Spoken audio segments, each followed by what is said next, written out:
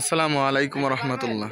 দারুস সালাম নুরানি হাফেজিয়া মাদ্রাসা, বিশ্বনাথ টেপা, মধুপুর, কাউনিয়া, রংপুর। আমাদের মাদ্রাসার চিত্র আলহামদুলিল্লাহ।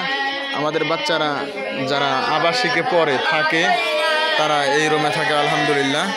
এই সমস্ত বাচ্চা আমাদের মাদ্রাসায় 24 ঘন্টা থাকে আলহামদুলিল্লাহ, পড়তেছে।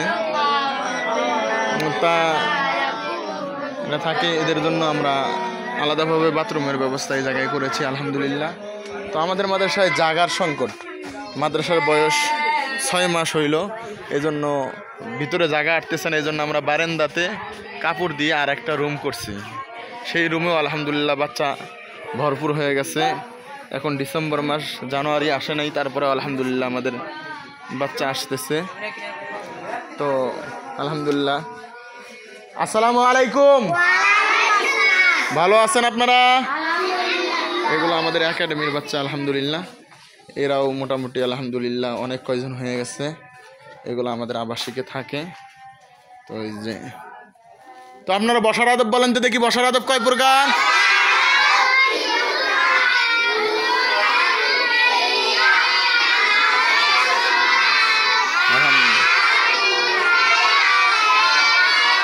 আলহামদুলিল্লাহ এই বাচ্চাগুলো অনেক মেহনত করতেছে।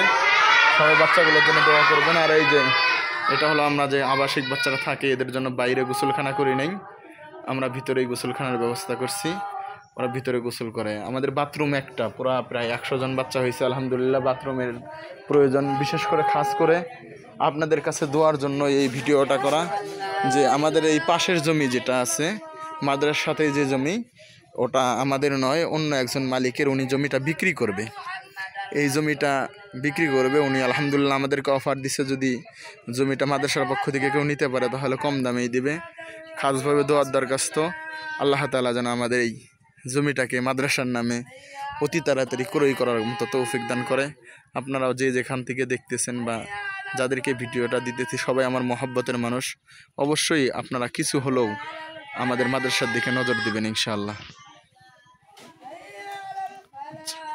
আসসালামু আলাইকুম রহমতুল্লাহ।